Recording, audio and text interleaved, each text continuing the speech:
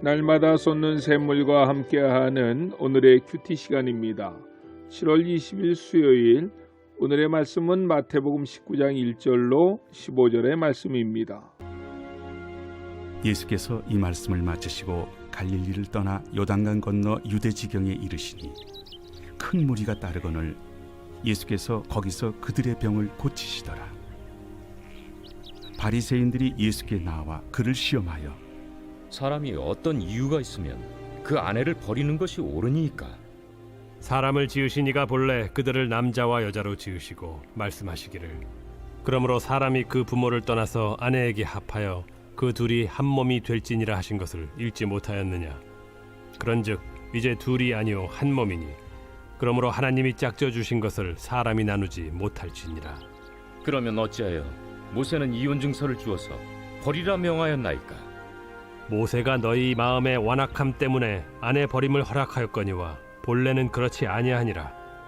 내가 너희에게 말하노니 누구든지 음행한 이유 외에 아내를 버리고 다른 데 장가드는 자는 간음함이니라. 제자들이 이르되 만일 사람이 아내에게 이같이 할진대 장가들지 않는 것이 좋겠나이다. 사람마다 이 말을 받지 못하고 오직 타고난 자라야 할지니라. 어머니의 태로부터 된 고자도 있고 사람이 만든 고자도 있고 천국을 위하여 스스로 된 고자도 있도다. 이 말을 받을 만한 자는 받을지어다. 그때 사람들이 예수께서 안수하고 기도해 주심을 바라고 어린아이들을 데리고 오매 제자들이 꾸짖거늘 어린아이들을 용납하고 내게 오는 것을 금하지 말라. 천국이 이런 사람의 것이니라. 그들에게 안수하시고 거기를 떠나시니라. 새로운 아침입니다. 여호와 샬롬. 하나님은 평강의 주가 되시는 분이십니다. 가정은 작은 천국입니다. 미국의 존경받는 대통령 중 한 사람인 토마스 제퍼슨은 이렇게 말했습니다. 행복한 가정은 천국의 지점이다 라고 말입니다. 영국의 유명한 작가 카울리도 이런 말을 했습니다. 복된 가정이 없으면 온 세상이 내 것이라도 커다란 감방에 지나지 않는다 라고 말입니다. 이 시대에 큰 아픔이 있습니다. 그것은 가정이 무너지고 결혼제도가 파괴되고 있다는 것입니다. 본문을 통해서 저는 전반부에는 성경에서 가르쳐주는 가정의 원리에 대해서 살펴본 후 후반부에서는 이런 질문을 했던 바리새인들의 의도를 살펴보면서 인간의 완악함에 대해서 말씀드리려고 합니다. 이들이 이러한 질문을 통해서 주님은 본문에서 바른 가정에 대한 중요한 몇 가지 원리를 우리에게 말씀해 주셨습니다. 가정에 대한 중요한 몇 가지 원리가 무엇일까요? 첫째로 하나님은 이 땅을 창조하실 때 남자와 여자로 창조하셨다는 것입니다. 4절입니다. 예수께서 대답하여 이르시되 사람을 지으시니가 본래 그들을 남자와 여자로 지으시고 아멘. 하나님께서 사람을 지으실 때 남자와 여자로 만드셨다고 말씀하십니다. 왜 이러한 말씀부터 하셨을까요? 유대인들의 여자에 대한 편견 때문입니다. 당시 여성과 아이들은 무시당했습니다. 사람 숫자를 셀 때에도 여자와 아이들이 제외되었고 13절 이하도 보면 당시에는 아이들이 무시당했음을 보게 됩니다. 본문의 질문 역시도 남성 위주의 질문입니다. 남자가 여자를 버리는 것에 대한 질문입니다. 여기서 주님은 남자나 여자 모두 하나님의 창조하신 고귀한 존재임을 일깨워 주신 것입니다. 남자나 여자 모두 귀한 존재이고 동일한 피조물임을 기억해야만 합니다. 두 번째로 가정에 대한 원리는 결혼하면 부모를 떠나야 한다는 것입니다. 5절입니다. 말씀하시기를 그러므로 사람이 그 부모를 떠나서 아멘. 결혼의 중요한 원리 중 하나는 부모를 떠나는 것입니다. 이것은 가정의 기본이 부부라는 것입니다. 부부 사이에 다른 누가 끼어들지 말아야 합니다. 부모는 자녀를 떠나 보내야 하고 결혼하는 자녀는 부모로부터 독립할 수 있어야 합니다. 떠나지 않고 떠나 보내지 않으므로 불행해진 많은 가정들을 우리는 어렵지 않게 볼 수 있습니다. 세 번째는 둘이 한 몸을 이루어야 합니다. 5절 하반전서부터 6절 상반절입니다. 아내에게 아파야 그 둘이 한 몸이 될지니라 하신 것을 읽지 못하였느냐. 그런즉 이제 둘이 아니요 한 몸이니. 아멘. 부부의 신비한 연합을 말씀하신 것입니다. 이것은 단지 육체적인 연합만을 의미하지 않습니다.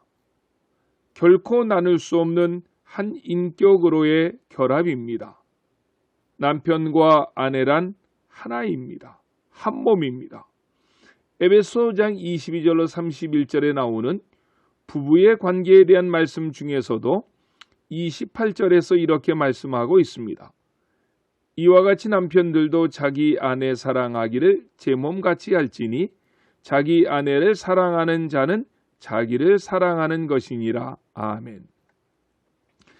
넷째로 하나님이 짝지어 주신 것을 사람이 나누지 못한다는 것입니다. 6절 하반절입니다.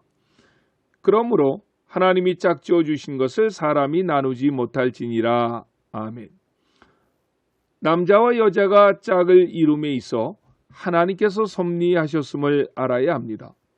하나님의 섭리 속에서 짝지어졌기에 사람이 나눌 수 없다는 것입니다. 하나님이 짝지어 주신 것을 사람들이 고의적으로 나눈다면 그것은 하나님께 대한 범죄입니다. 단지 음행한 경우만은 예외로 성경은 말씀합니다. 그것이 신명기 24장에서 모세가 이혼할 수 있는 정당성에 대해 설명한 부분입니다. 그런데 모세가 이혼법을 주신 것은 악한 인간들에 의해 아무렇게나 여자들이 버림당하거나 그로 인해 여성들의 인권이 짓밟히지 않도록 보장하기 위함이었고 그것도 인간의 완악함으로 임시적으로 허용한 것입니다.